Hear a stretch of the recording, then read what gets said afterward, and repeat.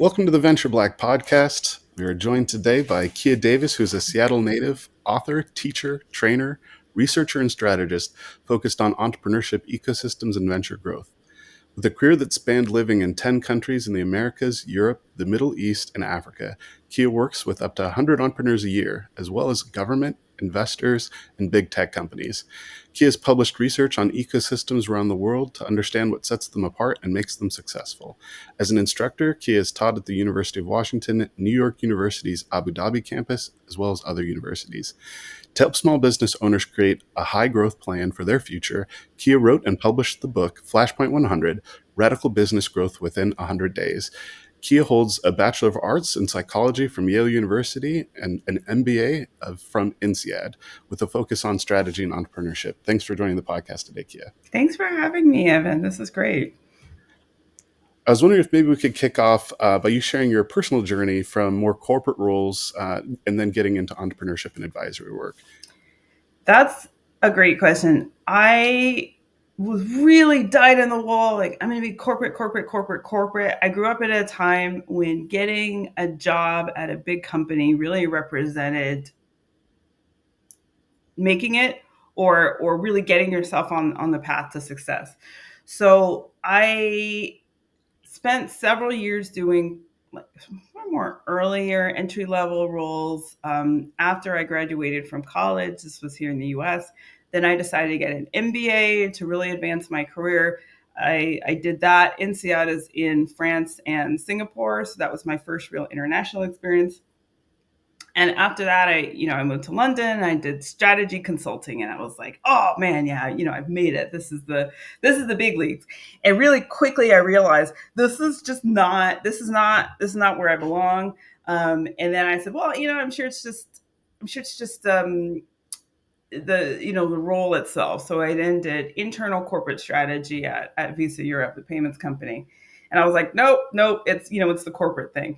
So what I then did was I found entrepreneurs and just kind of being through the ecosystem. This was in London. I started just hanging out with folks and seeing what they were doing. And I was really drawn to how quickly entrepreneurs make decisions, because an entrepreneur can have an idea in the morning and it's some aspect of it is in place by the evening. And I was like, that's really where I want to be. The money doesn't look the same, but that's really where I want to be.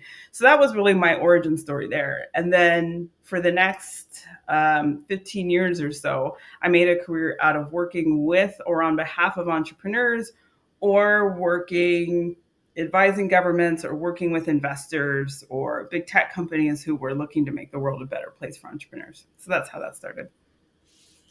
And so, what kind of fears or uncertainties did you face when considering that leap, and how did you overcome them?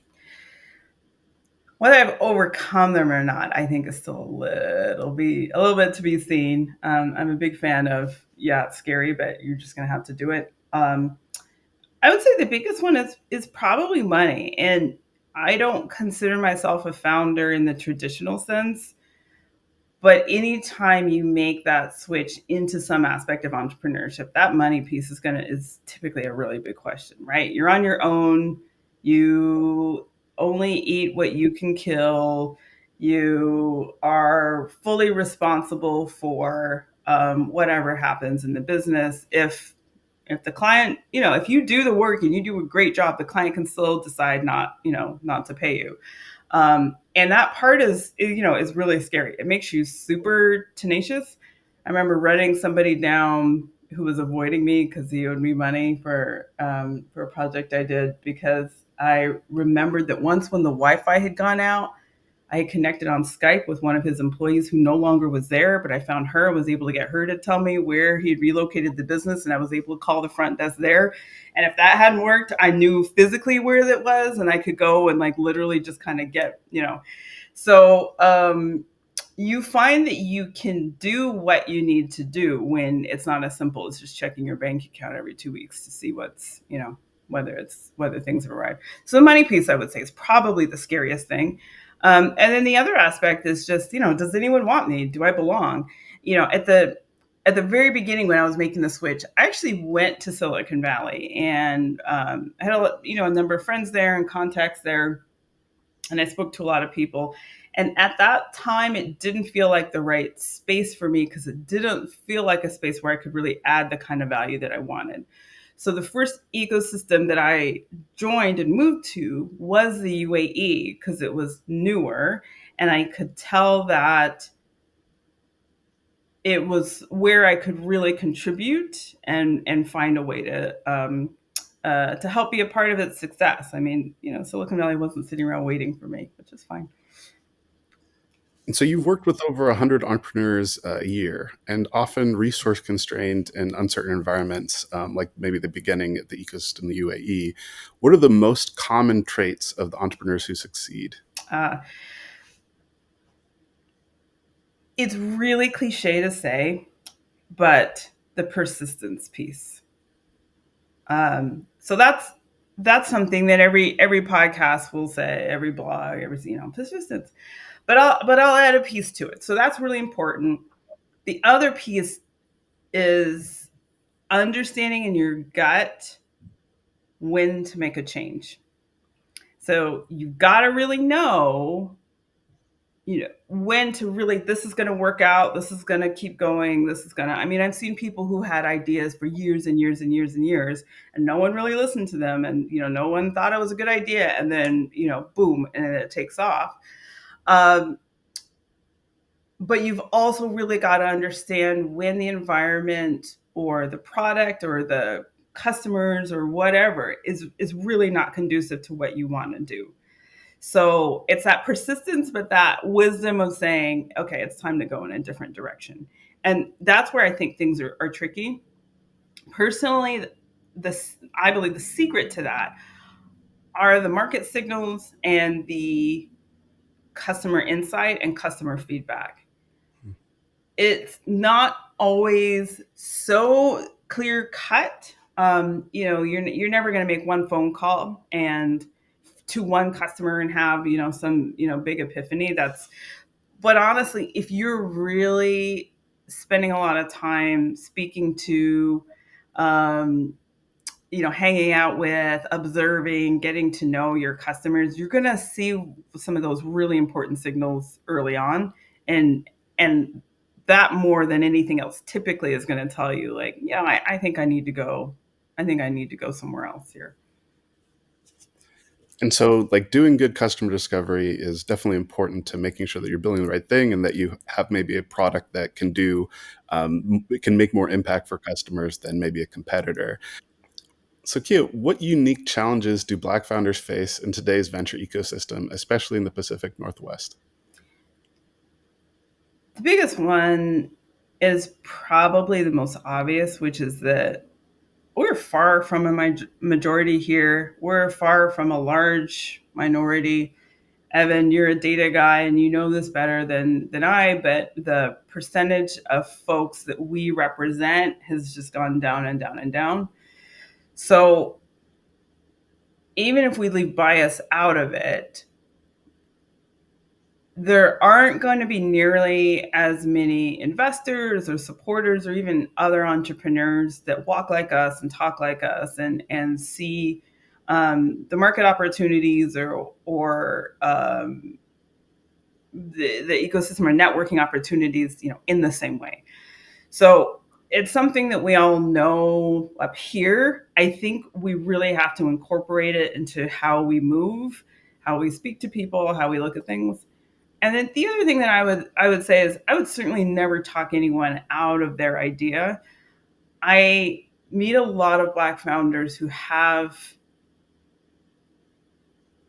ventures or this is typically not in tech. They're really aimed and focused at the Black community, and that's great. Like, start where you know. But if because we don't have the numbers, if you really want to grow, if you really want to be international, you have to really think super long term, and it's probably not going to be related to our to just our community. It's just we just don't have the numbers. And so having both those lenses, I spoke to someone the other day who is looking into barber and salon product distribution, and they have a background in that space, and they are very clear about, okay, these are the number of black barbers in the city, but if I want to expand, I've got to be looking at these other cities and these other states. And really, if the model works, then I'm going to go, outside the region, et cetera. So I think you have to really have a sense of that from day one so that you're not, spending a lot of time and a lot of money on an idea that really kind of has a ceiling. If you're only targeting, a relatively small population, and let's say it's not something that we'd spend a lot of money on. Yeah, and definitely to get a sense of these markets and like the size of that market opportunity is really important. Kind of one shout out I want to definitely give is to the Seattle Public Library System that has a really good business research segment. So if you talk to one of the local librarians, especially Jay Lyman, who's out at the Douglas Truth Branch in the Central District, they'll do the market research with you.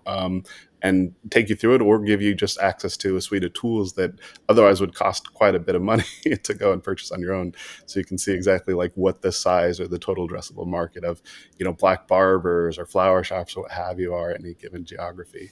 Um, or just in general, like, across any ethnicity or, black owned or not. So, yeah, excellent. I was saying, how does the Pacific Northwest's business culture differ from other regions you've worked in? And in what ways is it the same? My belief is that every ecosystem is a special little flower with its own, benefits and ways that it can thrive, and its own maybe limitations or issues that others have to get through. What I'll say about the Pacific Northwest is we have this really unusual setup where if we just take cloud storage, we have two of, depending on kind of how you count, 3 to 5 of the biggest cloud storage providers in the world, right here, commercial ones at least, right here in Seattle with AWS and with Microsoft. Microsoft is in video games, and Amazon is the biggest online marketplace in the world. And that creates a few dynamics. I call them the 800-pound gorillas because when you're at an ecosystem event, when you're just out, let's say with Black professionals or with Black investors, maybe a third to half have worked at one of these two companies or still do. And that has a huge impact on how people think, how they look at things like collaboration. Because these two companies are competitive with each other, we may not have the same spirit of collaboration that you might see in Silicon Valley. The first step is not always to tell everyone what you're working on or to get a bunch of people to join your team, to collaborate or to brainstorm. That's not necessarily like one of the first things that we do. And each of these companies does have some really nice programs for entrepreneurs, or ways that they engage entrepreneurs, but by no means are their doors open in the way that you sometimes see in other ecosystems. So number one is that it's this funny combination of, there are a lot of engineers. Washington State is the number one for the proportion of folks working in tech, but we're probably not the most collaborative. So you've got to know that. You can read, you can look at the numbers and go, oh, okay, great, but it's not as easy as just, let me just go out there and talk to people. I'm going to get people like knock on my door and offering to work for free. It doesn't work like that here the way it does in other places. So that's one thing. What I'll say though is the industrial applications and the ability to find homes for startups or ventures that are aligned to some of the really big industries that might otherwise be hard to crack is maybe a little stronger. So I mentioned cloud storage. That also means that if you have applications related to AI, this might be a really good place because there are going to be some folks that a lot of folks across Microsoft and Amazon that are working in AI on some of the hardware pieces with data centers, et cetera. Boeing, of course, is here. We have over 1,500 aviation-facing companies.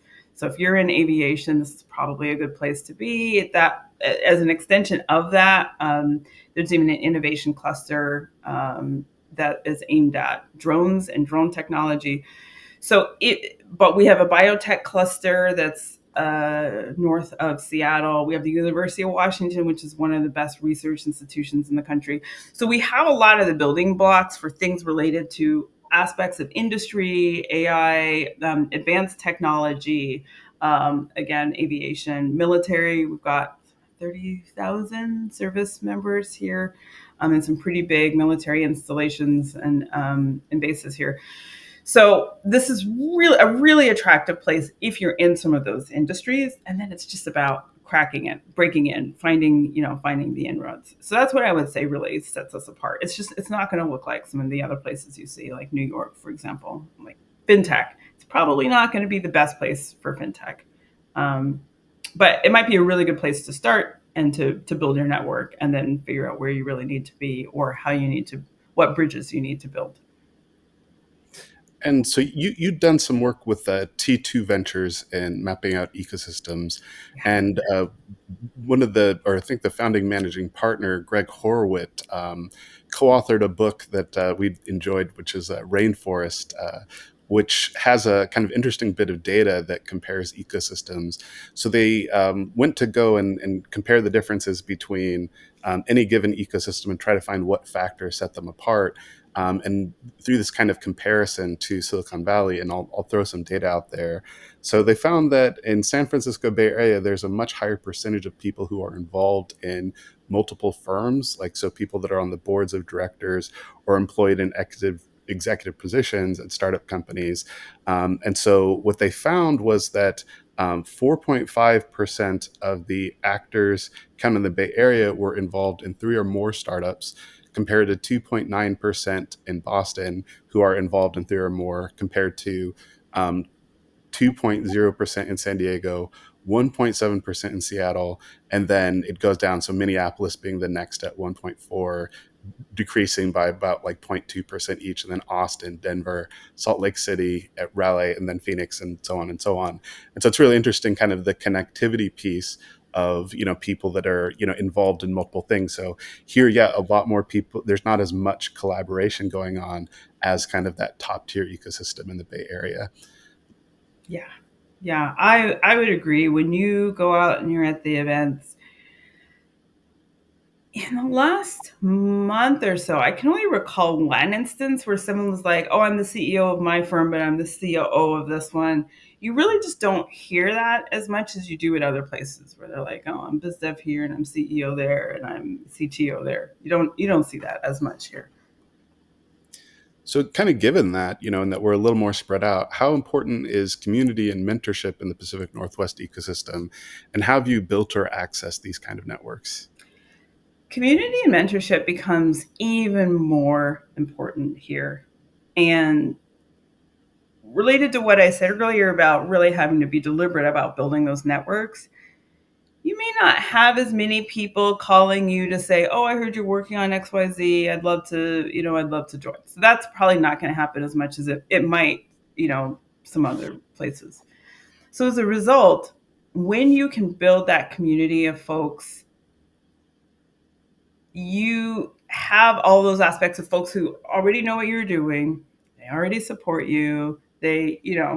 Um, and I think certainly Venture Black is really important for that. So the quarterly events that are done, as well as there are some of like the one-off events that are maybe more networking, and even the networking between investors means that people get to build a relationship that doesn't require setting up a Zoom call, you know, um, or driving halfway across town to a coffee shop, which is great. But events kind of allows you to really fast track that, meet people you didn't know, find commonality. When I'm at these events and I see someone say, "Oh, let me introduce you to someone else. Let me introduce you to such and such." Those are those kinds of connections that can happen in the room at an event that don't really happen on Zoom. No one's pulling someone else from across town into Zoom typically. So that becomes really important, both to get your name out there, to understand what folks are doing, to build relationships, build supporters, friends, even. Um, and on top of that, I would say being really deliberate about who's in your space and the support network.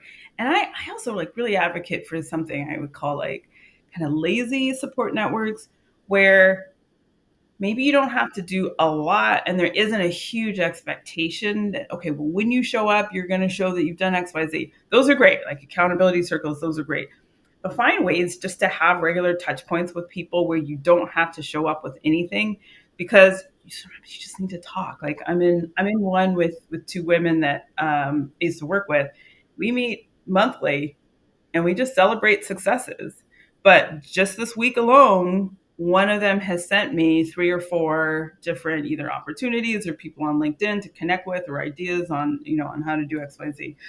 So leaving that really kind of casual space for those happy interactions and learnings, I think, is really important. And then I cannot stress enough the importance of mentorship and finding someone that you trust, that you can ask questions to, basically the stupid questions, where you don't feel like your reputation is going to be harmed by not knowing X, Y, and Z, and they have time for you, and they can really give you that guidance and call you on your BS or make an introduction, etc. That is really, really, really important, because you need that sounding board of someone, ideally who's gone before you, or maybe they know some aspect of what you're doing really well. So I would really strongly encourage every entrepreneur to find a mentor, because they can save you a lot of time and heartache, really. Yeah, and make those important connections, and some of kind of the happiest connections that you can have are connections to people that are going to potentially fund your startup. Yeah. um, so what are some paths that you've seen, or what practical advice do you have for Black founders that are seeking capital today? My biggest piece of advice is know your business, know your numbers, be honest with yourself, and invite others to be honest with you. I speak to a lot of founders who are looking for funding, and if I work with them in some way, shape, or form, like I have a diagnostic, like a really quick 20-minute diagnostic that folks can fill out, and that gives me a real snapshot of where they are in their development. The reason this is important is you not having money is not an investment case for an investor. I mean, you're an investor, you know this, right? You're not really sure what's going to happen in the next 3 months financially. That is not what an investor invests in. So, what investors like are ventures or opportunities, let's say, where the market is attractive and growing. Attractive meaning um, you can operate in it maybe without too much headache. So let's say you wanted to, I actually have a friend doing something similar. Like you wanted to build a hospital. Okay, great. Maybe you have a great idea for a hospital, but man, that's a lot of red tape. I have a friend in the UAE who's building a birth center and was able to work directly with the government to put the regulatory framework together to allow that to happen. That's a long process. So for some investors, that's going to be a bit scarier. Um, so understanding, what your market is, understanding what the opportunity is. So what are customers doing and saying? Why are you going to grow? And then really making sure that your internal operations are aligned to that. So for example, if you're selling to big companies, they typically want account managers. Someone's going to have to pick up the phone within X number of rings, 2 rings. There needs to be a way to file support tickets and follow up on that. So making sure that you're really set up to address whatever opportunity you're going after is going to be super, super, super important. So for any entrepreneur looking to get funding, first of all, that's fantastic. Understand for the type of funding that you need. If it's a few $1,000s, that's usually a lot easier. If you're looking for 6 figures or 7 figures, then you really have to make sure that your ducks are in a row. So to make your venture as attractive as possible to investors. Um, Even the unsexy things like, do you have employees that have employee contracts, right? And the reason that's important is if an investor is giving you serious money and then you have a falling out with someone and they sue you and it turns out the contracts aren't in place. Same thing with vendors. Same thing with with other types of partners. Let's say making sure that all those ducks are in a row is really step one. And of course, and that's assuming that you have an opportunity that really promises a return. And on that, investors are looking for a return. They're looking at a business going, how much do I get back in 5 years, 7 years, 10 years? So being able to make that case for them is really important. So like maybe we're really small, but our application is really appropriate for any business that's worried about the ethics of their employees using AI at their company. We can guard against any kind of issues that might trigger a lawsuit. And in 5 years, this could mean X, Y, Z. Okay, great. Companies care about lawsuits. If you can help them with that, that's important. And yeah, you might be tiny now, but it's really clearly understood in 5 years, this could be a real issue. So you've got to paint that picture for them in a way that's really credible. Yeah, and even like beyond investors, like looking at capital from grant funding sources or philanthropists, you know, in terms of getting the capital, there are going to be typically requirements in place or reporting and things like that. So you want to make sure that you've got your contracts in place, that you're getting your invoices and everything itemized, so that everything can be accounted for, because these people have alternatives that they could be giving the money to, and they need to be able to compare returns in terms of impact as well. So like if you're not delivering on what you say you'll do, they might want to bet on a different company to deliver results, to make sure that they're ultimately getting impact through their dollars. Impact from the investor standpoint being the ROI, impact from philanthropy and grant making organizations through like ultimately how they're growing their mission. Yeah, that's great. So, are there any mistakes that you see Black founders make repeatedly, or do you have any advice for any of those mistakes that you see and how they can be avoided? I wouldn't say that Black founders make mm, certain mistakes consistently. I would say to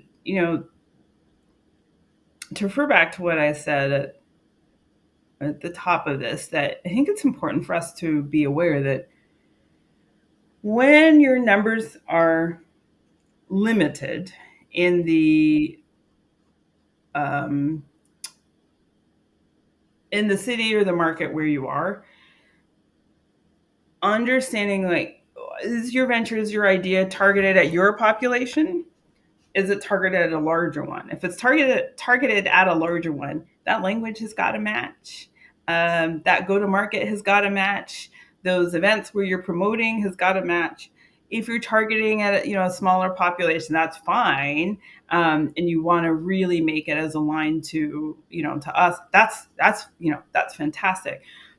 But make sure that you've run the numbers so that what's what's coming out like really matches like where you want to be. So that would be, I wouldn't say it's a mistake. I just think it's just an important thing for founders to keep in mind. And the other thing, which is it's an unpleasant truth, what investors let's say out of Silicon Valley will often talk about as pattern matching. You don't hear it as much anymore now, because we've cut on to what it really means, but we hear pattern matching. We're looking for patterns. Unfortunately, some of the patterns that they've really been trying to match are things like educational background, ethnicity, gender, maybe gender presentation. So,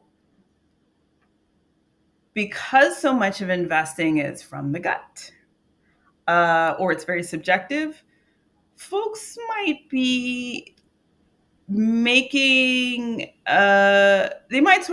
they might be picking up on things that they're either not willing to admit, or things might be affecting their decision that they're not really talking about. So if they see 8 people that look the same and they all seem to have strong ideas, and then the last 2 folks that they see look different, maybe they have strong ideas, they might go, I don't know, like they're just they might be picking up on the fact that something about this person is different. And you'll even sometimes hear language people go, I don't know, something about I don't know, I can't put my finger, I don't know, right? And Mhm. maybe it's that they speak with an accent that you're not familiar from, or they might look like they're part of a religion that you're really unfamiliar from, or they just might look different, or whatever it is. My first degree is in psychology, particularly consumer psychology and decision making and influence. And unfortunately, there are a lot of things that happen in our brains when we encounter folks that are different to us that we don't consciously always acknowledge. Um, and so, unfortunately, again, if you're not pitching to investors that look like you, yeah, you're probably gonna, that might be a difference, and they might not be used to speaking with someone who kind of looks like you, or they might have assumptions about your background, or where you've come from, etc.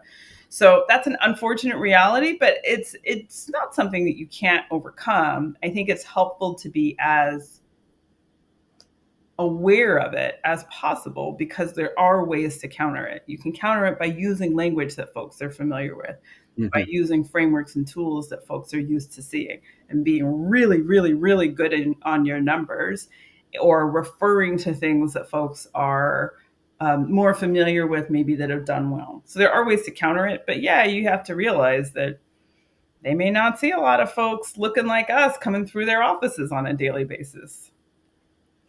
Yeah, it's interesting, kind of the culture of investment and the culture of like founding and working in business, is often, contrasted against like that gut, like culture kind of check. And so, if you can get people to resonate more with the culture of finance and business, it kind of gets them to tune into that frequency a little bit more than kind of the gut frequency. So if the numbers look really good, or the story about that aspect of the business, or its dynamic nature or novelty, right? That can get people really amped up, and to where they're not even thinking about like the person that's in front of them. It's just kind of the opportunity really catches them. And a good way to tell that story that resonates specifically with the investor crowd is kind of through your pro forma, Yeah. or your forecasting of your business, and talking about your market. And someone that knows their customer or their market really well, they stand out quite a bit to other people that just have like their own kind of gut hypotheses, right? People like tested hypotheses. So I've seen this, yeah, quite a bit as well, where you see people like tune from one wavelength to another in terms of what they're tracking, Yeah. and the questions they ask start to change quite a bit. Um, and so, to that point, like, what frameworks or strategies have you found most effective in helping founders scale their ventures? In terms of, so if we talk about sort of that first growth period, so you have the idea, you've done the coffee shop stuff, you talk to your friends or whatever. I would say my favorite tool for that early period is really just the lean canvas. I know it's not new. For some people, it's no longer sexy. I don't care. I think it's fantastic. The reason is it's your entire business model, it's your entire business on one page. And if you do it correctly, you have a way of making sure that you are making really sound decisions, and that all of those decisions line up to one another. And what I mean by do it correctly is this: the lean canvas is designed to test hypotheses.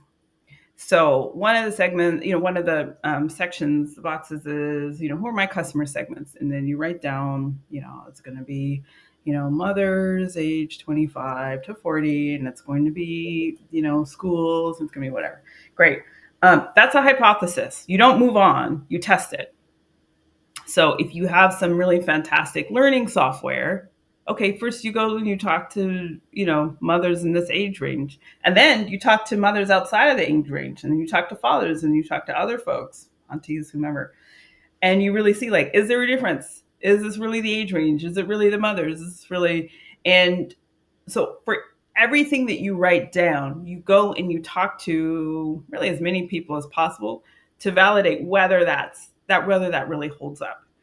And that's why doing it, I can do a lean canvas for an idea I'm familiar with in 30 to 45 minutes. And it's so fun because everything is right, right? You've written it down, you pat yourself on the back. Great. That's the easiest part. The next part is really hard, which is where you just get in front of as many people as possible and you test all of those things. So, are those really the customer segments?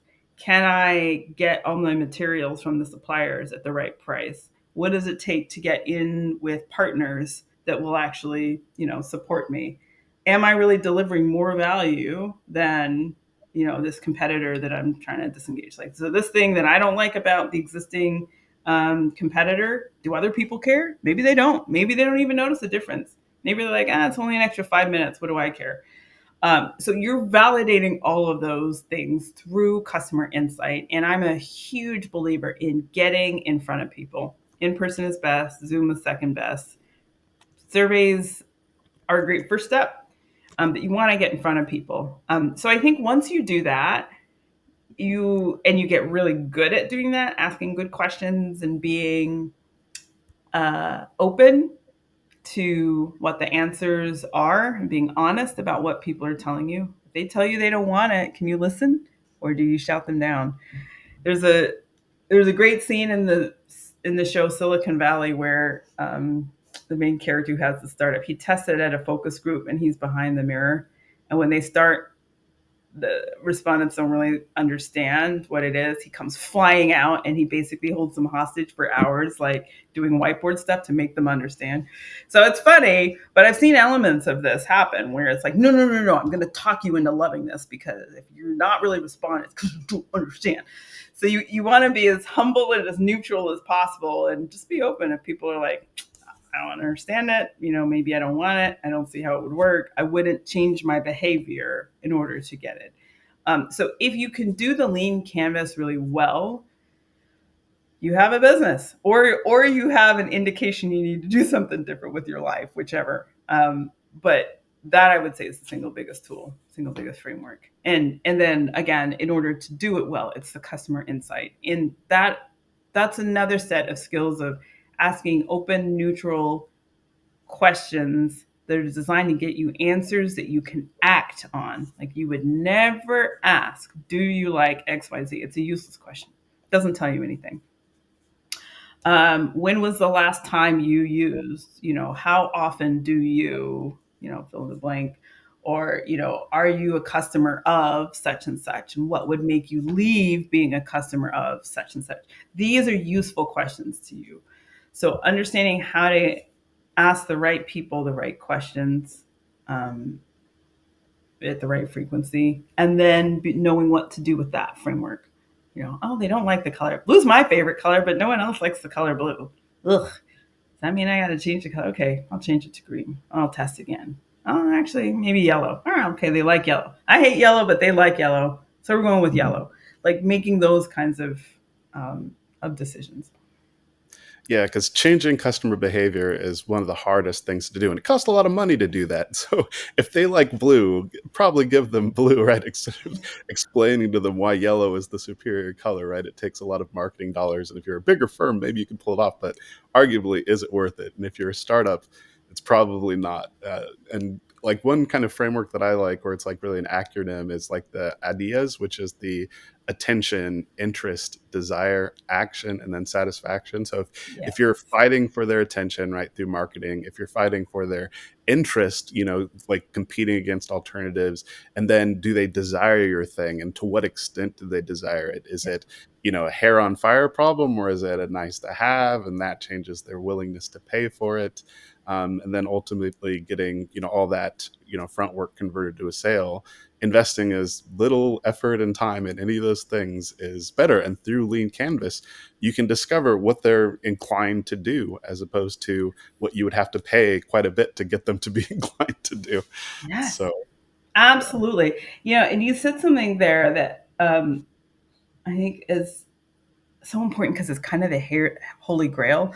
It's the hair on fire problem, and it's the how much somebody wants something. The absolute best case scenario is that when you go and you ask folks, you go to the market and your potential customers and you ask them things, they say, please launch this now. Like I am in pain. I sit and think about how I want this every single day. I'm spending a lot of money doing something that I hate, and I need you to launch this immediately, right? That is the holy grail. That's really what you're looking for. And the reason the money part is really, important is I always use the kind of example like students and Ferraris. If you ask a student if they love Ferrari, if they like Ferrari, if they want a Ferrari, they'll probably say yes. Students are not going to be your market for Ferraris, right? They're just not. They're just not. Unless you're in the UAE for Ferrari world, but that's different. Um, so do they have the money or the means? Because it might be an access thing also. Do they have the means to actually consume what it is that you're selling? And do they have that really, really, really strong burning desire, that hair on fire, that I'm in pain, help me now piece? I think that ideally is what you're going for. It may not happen. There are plenty of really good solutions and things that are nice to haves, or are they're stores that I go to almost every day because they're just really convenient. I'm not excited about it. I might not even like the company that it's from, but they're right down the street, and so I go every day, and they're getting a lot of my money. So it's not the only thing, but I that's a really good space to be in if you can get there. Yeah, and then kind of another interesting kind of fold to that is a user who might have a hair on fire problem is not necessarily a customer of a product that might solve that hair Right. on fire problem. Because, so for example, if I'm an employee that's working at maybe like a fast food restaurant or something like that, right? Yeah. The thing beeping at me to the point where I don't know, what's going on, or like, it's like I get desensitized to whatever might be going on, right? That might be my problem, but then the manager of the restaurant might not think that's just normal to them. So Yeah. like, why would they pay for anything to make you service those alarms in a faster way? So the disconnect there is important because you'll never sell anything to an unmotivated manager Yeah. that is in charge of making the purchase decision, no matter how noisy those alarms are to the employees. So if there's a disconnect between those two people and like what necessitates a response from the manager. So, and there's so many different kind of situations like that if you're trying to sell to a nursing home or something like this, and the nursing home doesn't see a problem with like the climate control like in the nursing home because it doesn't affect people's willingness to pay them to be in Hmm. the nursing home or whatnot. So you might have the best climate solution to nursing homes, but then not ultimately be able to get any sales for your product. um, Exactly. I actually did a project with a nursing home software company. And yeah, that's exactly it. You have to think, what problem are you solving for the person writing the check, or sending the Venmo, whatever. And for example, in the case of this company, they one aspect of their software managed the shift of the nurses. Another aspect managed the pharmaceutical distribution. So room 272 gets this pill at 2 o'clock. Room whatever gets this pill at 5 o'clock. And that saved a lot of time for the nursing homes because they didn't have to have the super messy nurse shift, whatever. They didn't have to have the checklist, whatever. So all of that was automated, save time, reduce the error rate. When you reduce the error rate, you reduce the likelihood of things like lawsuits or just like bad ratings, etc. So you got to really think as the person like writing the check. So the residents, and they had other products that helped the residents, but the residents were making the decision, so it wasn't targeted at just their preferences, their well-being, yes, but not just their preferences. Yeah, so that's a really good example. and so do you ever use any specific when you go and work with founders, how do you help them set kind of smart goals around kind of their different business development? I wrote the book Flashpoint 100: Radical Business Growth in 100 Days for entrepreneurs that wanted to really fast track their revenue growth. They had some history, they've achieved excellence in some way, they had some performance, and now it's really time to grow, and they want to double or triple their revenues in a year or two. And so Flashpoint 100 is a 100-day guide to do that. First step in that is, first of all, what is your vision? Do you want to be on every desktop computer in an office, or do you want to be the app that a niche number of folks use for 4 or 5 hours a day? Right, it's two totally different things. So what's your vision? What are you looking at?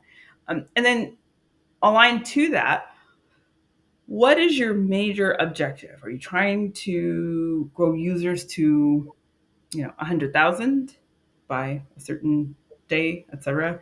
Um, and if so, what goes into that? So, SMART goals, as you know, refers to specific, measurable, actionable, relevant, and time bound. So, it's got to work.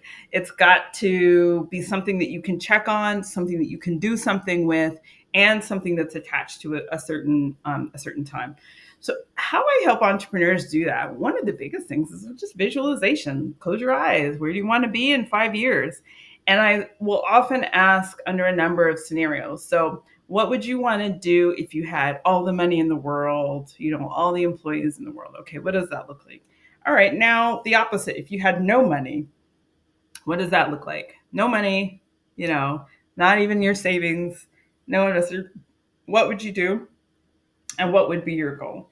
And the reason I do that is the truth probably lies somewhere in between those of understanding how to be super ambitious, but also tied to some of the realities and understanding which choices you're willing to make in order to get there.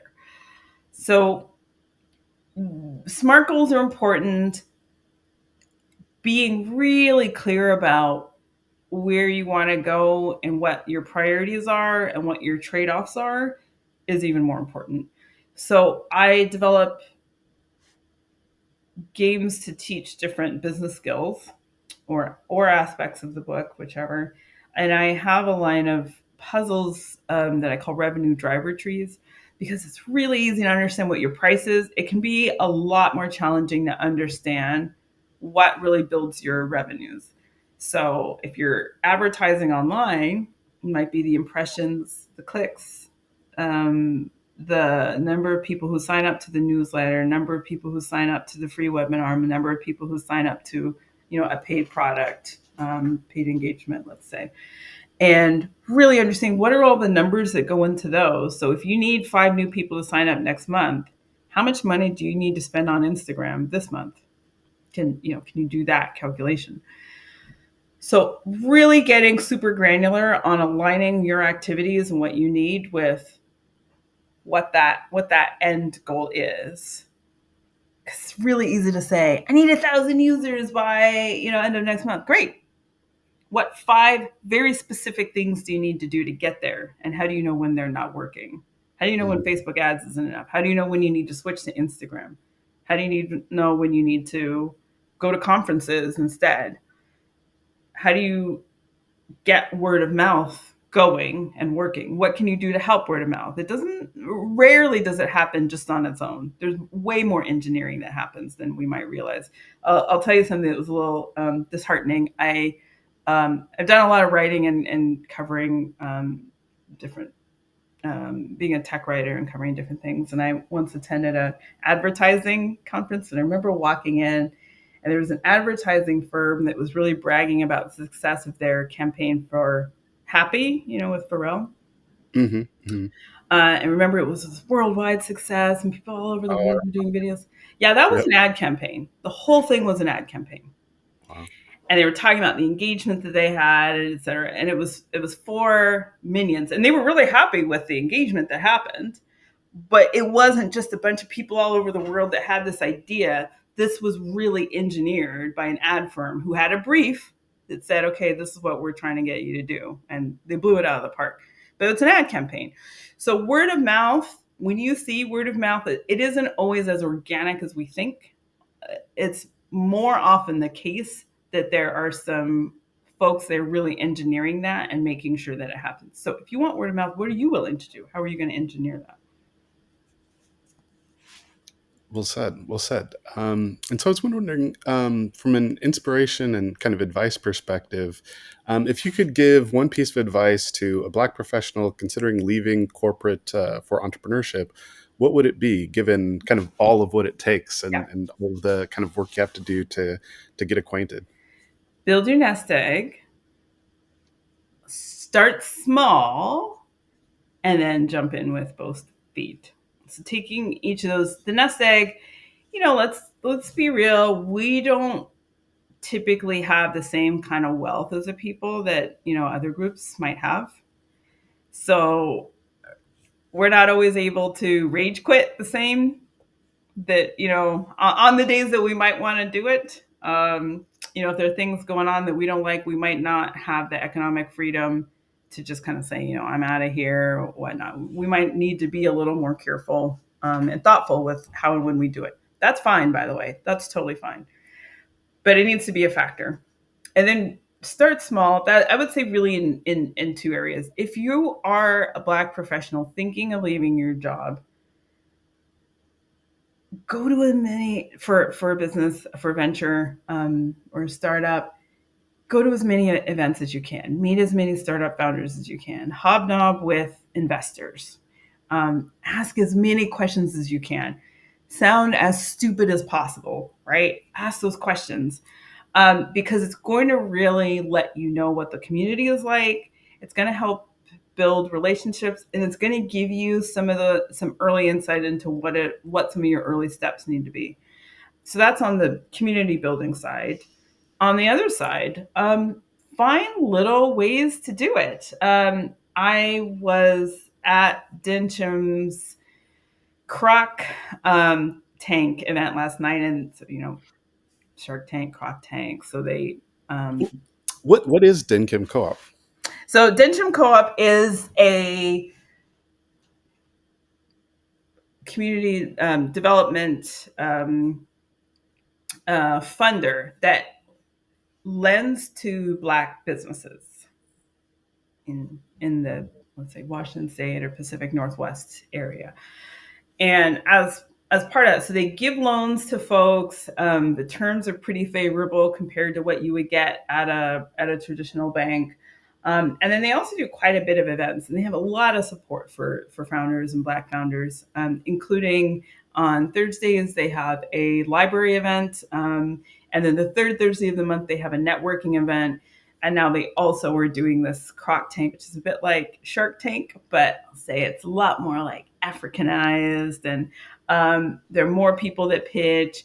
It's not nearly as adversarial as what you sometimes see. It's way more collaborative, really celebrative. And I was there as a mentor, not a judge, but a mentor, and it was a great experience, even just for me. Um, and there were folks there with fantastic ideas, and there was a gentleman that is launching a speakeasy, for example, and folks were talking to him about, for example, you're going to do pop-ups, are you going to do tastings, are you going to do parties where you're talking to folks about, speakeasy culture, etc. So for some ventures there are ways to create little tastes of what you want to offer. And it has two functions. One, you're doing testing. People may not know it, but you're doing testing. So you can go to a farmer's market and maybe introduce your products if you have a friend that does it, or apply and get a license and exhibit at an event, and see what people like, what they're drawn to. Do they like flavor A or do they like flavor B, or whatever it is? So there's a way to test it, usually without spending a lot of money up front. The other piece is you're just starting to kind of marinate in it and understand. How do you talk to customers? How do you pitch it? How do you explain what's in it? Um, you might find there's a founder I spoke to a few weeks ago who was like, "Why does everyone keep asking me that?" I was like, "Great, now you know what answer you need to have, right? It's a weird question to you because you're on the inside, you know it doesn't matter, but it's the first thing that comes to other people. So now you know how you answer that, how you address it." Um, so just kind of marinating in the community a bit, but also, and that's on the event side, but also finding little ways to get your idea in front of people, because what it'll do is it'll get your name out there, you'll get some feedback, but it also really validate that drive that you have. And even if you do one little event or pop up or whatever, while you're getting the hundreds of thousands of dollars to do the big thing, you're still working on it, and you're telling your brain like, "Hey, I'm actively involved, and I'm doing the thing," right? Even if you have a longer term goal. So that's really what I would suggest. And research is really important. Many of us who are Black professionals, we have access to tools or experience that is really going to help. So if we're marketers, great, we've got marketing tools. Start thinking, start writing, jotting down, okay, I'm using these really sophisticated marketing tools for to market Xbox or whatever. But if I had to really scale this down to my cleaning, my online cleaning service sort of dispatch company, what are the fundamentals of marketing that I'm going to need to apply?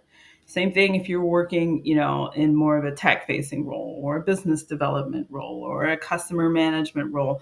What does that look like when you scale it down? So my background is in strategy, corporate strategy, strategy consulting. My book is like, okay, how do you scale it down to a really small piece?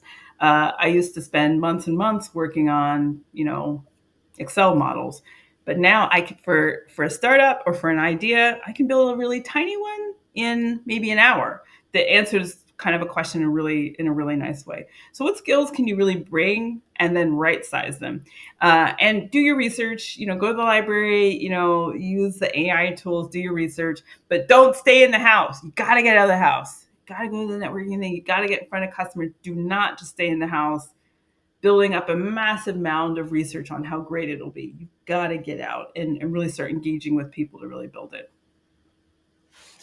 And so, what inspires you, and how do you stay motivated during challenging times? My inspiration comes from entrepreneurs. I love entrepreneurs. I love the way entrepreneurs think. I love how quickly they move. I love how they really embrace change. I love how much they think about a community and making an impact there. Um, there's the data guys, which is a data analytics and data visualization firm here, black owned, that works with nonprofits, for example. And the the CEO of that is really, really, really committed to making sure that government or nonprofit entities have the kind of data that they need to get more money and to make an impact on their constituency. He's super committed to that. And when he talks, he doesn't talk about data analytics stuff and this program and that program and this formula and this database. He talks about what can the nonprofit do as a result. What is the solution that leads to more money for them? He talks about how society can't change unless you have the data that really enables the kind of decision making that leads to change, right? And he's an expert in that field. Someone who's a marketer is going to look at things very differently. So what I love is how entrepreneurs can see the world in a way that they feel that they can fix it or change it or influence it. Even if you're really trying to make a lot of money, making a lot of money is great. That's okay. That's wonderful. In doing that, you can also create a really positive impact. So that's one of the biggest things that I'm drawn to, and that's why I'm so committed to helping entrepreneurs make their dreams come true. Because I'm like, hey, if I can help you, that's good karma for me as well. Through change to the world. That's how I see it. So that I would say that's what one of the really biggest things. And like, there's a certain kind of madness. You have to be crazy to be like, I've got this cushy job paying, all this money and I've got experience and like, let me step away from that to work like crazy on something that's really uncertain and beg people to spend $10 a month on something that they've never heard of. Like that's madness. That's insanity. And people do it. And then they find success doing it. So I love that. I don't, you being too comfortable can really destroy the soul if you're a certain kind of person. So people who understand that and they have the economic freedom to make other choices in their lives, that's incredible. That's incredible. And a lot of us, I would say, Black people in particular, I think we're especially well positioned to see the world like that. We're especially well positioned to understand this needs to change and I can play a role in it. There needs to be greater impact here. There's a space for me. I can create more space for others. I can make things different to what I had to experience or go through. We're really well positioned for that because we know that the world hasn't really been created for us. Right, So right. we understand that we're not very few of us are that bought into just perpetuating the status quo. Yeah, and I think also like the long-term implications of a world that's not created for a significant number of its population, something that's like that, whatever is the motivating force for it not being accommodating that way has broader implications. So I think, we definitely have a lot of voice on that. And I think that when you say like kind of about the madness that it takes to kind of really take the founder journey, like I've kind of like there's a framework that is this it's Japanese philosophical framework. It's ikigai, which is it translates to a reason for being. And like the way I kind of encountered the madness, well, one, it's like, Mark Zuckerberg and I are the same age. So 40 years old, right? Getting to 41. And, he took this journey where he felt secure in being able to do a startup, right? And obviously, getting into Harvard, I think it was, and then like, dropping out to do the social network building. And so, I didn't know that that was a pathline available to me. So I'm thinking, oh, my modus operandi is to go get money in corporations. But now, is that really aligned with my values in any way, shape, or form? And it's like, well, I could use money to do it, but it's like even the way that you're generating income can be in service of your values as like wealth and job creation. Like, what communities are you impacting beyond just getting money from making a widget somewhere? And so this Ikigai framework, which is really interesting, it's a Venn diagram that's the overlapping of four circles, which are what we love, what we're good at, what we can be paid for, and what the world needs. And so we find ourselves just by quirk of education and going through life in some overlapping set of those quadrants, but like right in the middle is that reason for being state when you're in, perfect alignment with all of those, four quadrants. And so I find that, the madness is often sparked by being like, I'm not in the middle. Mhm. And so you intuitively start reaching around and you're like, God, this job is killing me. I can't Yep. look at Mike's throat one more day. And it's just like, you're done. And part of that is because like, if it was in perfect alignment with your purpose, Mike's throat would not be an issue to you. You know what I Right, mean? right. You would get past it because you have the goal in mind. But so that being said, and you mentioned kind of things not necessarily being built for us, and the impact that certain founders are building towards, and the passion towards the impact. What changes would you like to see in the Pacific Northwest venture ecosystem to better support Black founders? I mean, that is such a good question because there are really a lot of things that I wish were different. One of the things is I would love to see I would love to see other kind of maybe marginalized communities coming together. I think there's a huge space for a coalition, and you do see some of this. You do see some of this, but like a coalition between indigenous, Latina, Black, Asian American, etc., or other communities, disability community, LGBTQ, etc. Like really understanding how can we leverage each other, learn from each other, etc. It goes without saying, but I'll say it: that when you're doing when you're doing applications or software, web apps or whatnot, typically you're targeting a user base that is quite diverse, and when you don't have that kind of diversity internally, you're kind of creating some hurdles for yourself. So that's and I think there are problems that we can solve together in some areas where we can move more like as a block to really kind of help some things. That's one thing. I i also really think that the 800-pound gorillas can play even more meaningful role, both with Black founders, but also other founders of color, let's say. Um, Being more outwardly collaborative. I've lived or worked in, over 10 countries. And what you sometimes see are large companies or large entities really kind of falling out, over themselves to really work with and help entrepreneurs. So there used to be a Dutch bank that would have like a free co-working space, and like right in the middle of the city. And you could just go there and there was maybe free coffee or whatnot, but they were inviting people in. I did some work with an Irish bank that had a fund to send quite a few like Irish entrepreneurs to international conferences. They're like, oh, you want to go to Finovate in New York? Okay, here's the here's the funds to do that. Certainly, I will say, the local companies here are good at like providing tools and training, and there are events. I think there probably can be even more visibility to some of the things they already do, as well as some of these other things like sponsoring events, et cetera. I've been in places where it was so easy to get money to get an event sponsored. So easy, because the large companies, they're really just saw it as their mission to help um, entrepreneurship thrive. And this is something that was particularly the case in the UAE at one point. And it was a little bit laughable, I remember, because you go to any event and you would see the exact same names every single time. And it was like, oh, let me guess who the sponsor is. But you know what? That's great, because it means that they were able to help get that event off the ground, or a venue, or whatever it was. Um, I've even heard of pitch competitions where it's like, hey, listen, if you actually come to our market, it's usually a smaller city. If you come to our market and you do this pitch, you're guaranteed to get money. We will, before you even get on the plane, you're gonna get some cash.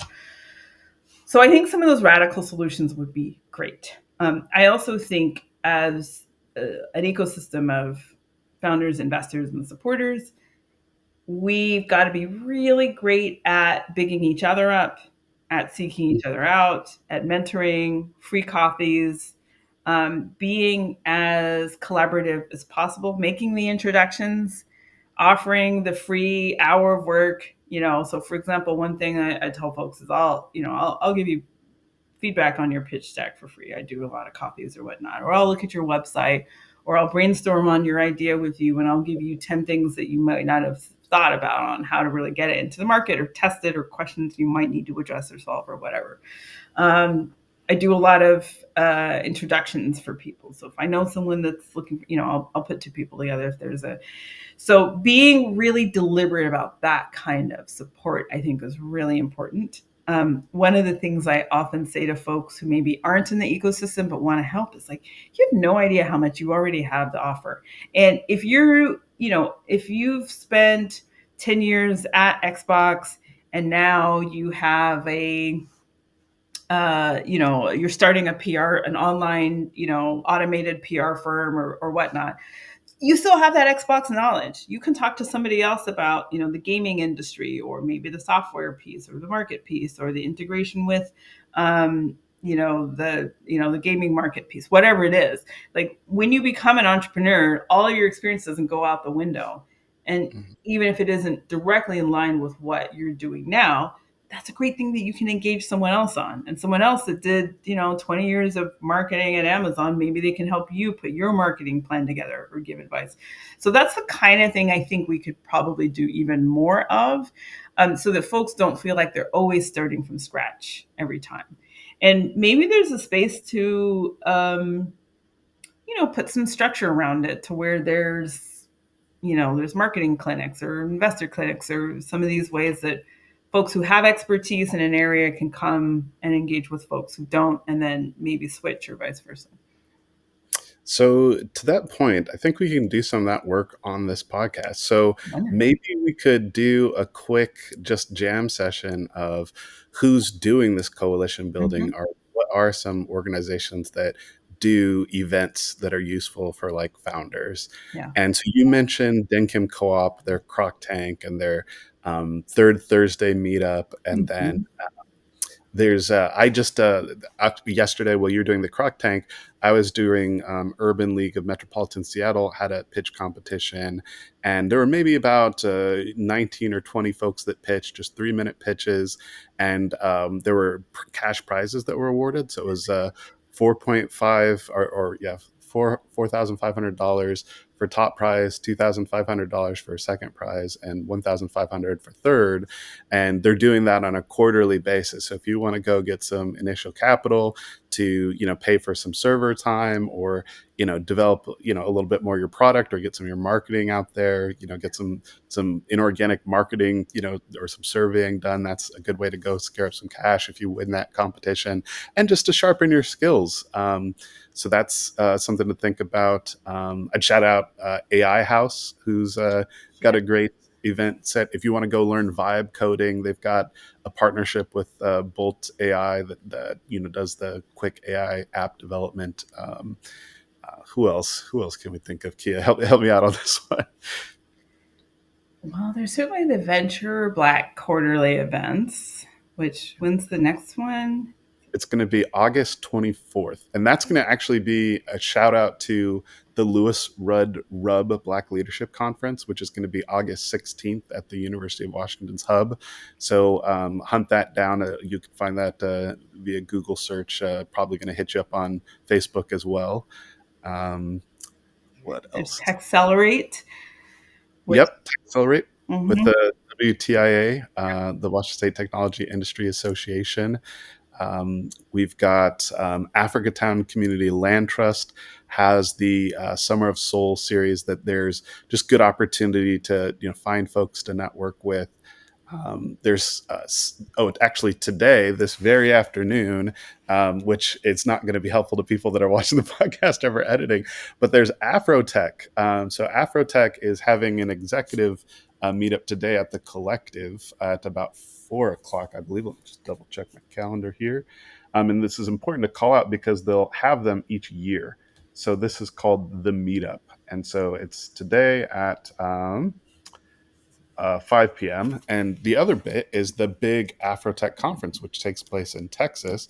And let me grab some dates for that. That is going to be October 27th through the 31st. And some folks that we just had on the podcast last time, they actually met at Afrotech and did a team up for a data series about Black founders and what proportional representation looks like in terms of getting funding.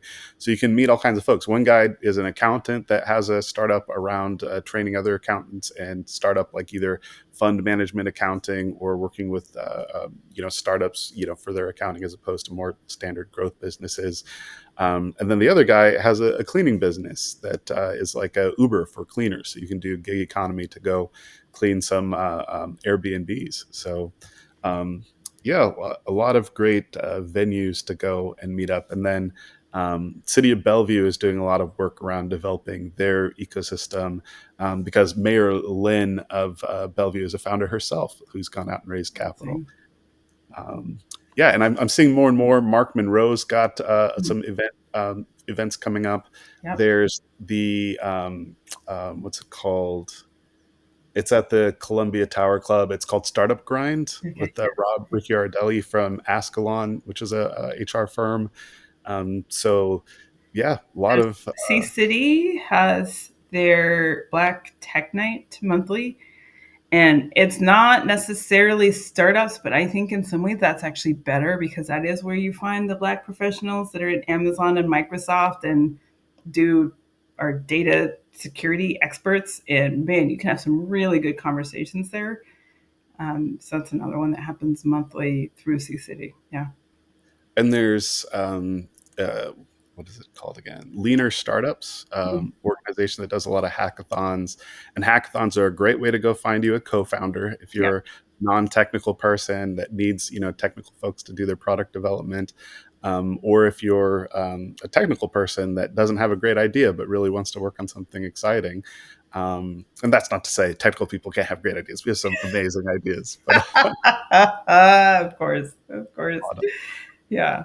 a Yeah. lot of great places out there to jump in the conversation and hone your skills and meet people. They So really are. They really are. There's, as much as Seattle sometimes gets overlooked, we have so many people working in tech. We have so many tech companies that are here, and there are quite a lot of events as well. So yeah, it's a really nice place to be. also have to shout out Oregon. Like, so if you're doing consumer packaged goods development, so like your beauty products, cleaning products or, food and beverage sorts of things. They're, Portland specifically is billing itself as the Silicon Valley of consumer packaged goods. So Oregon Entrepreneurs Network has like the Angel Food Pitch, which is a preparation for pitching to investors. And there's a lot of, you have to be, I think, a Portlandian or an Oregonian to be able to pitch their investors. But all the business development stuff that leads up to that is available to founders because it's virtual.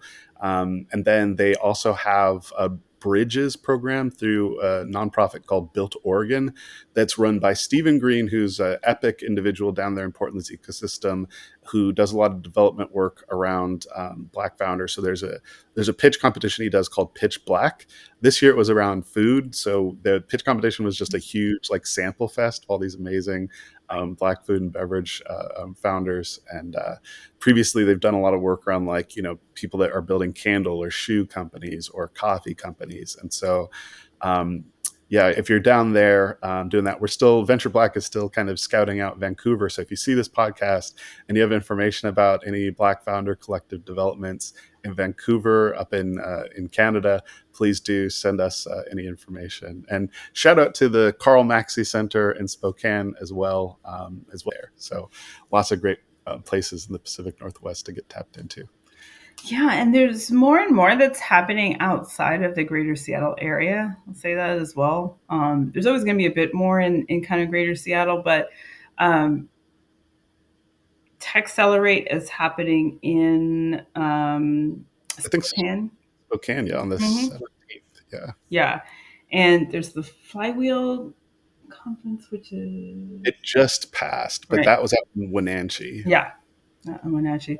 So there is a lot that happens outside of this corridor. Um, and folks are getting much better at making sure that things are happening across the state as well.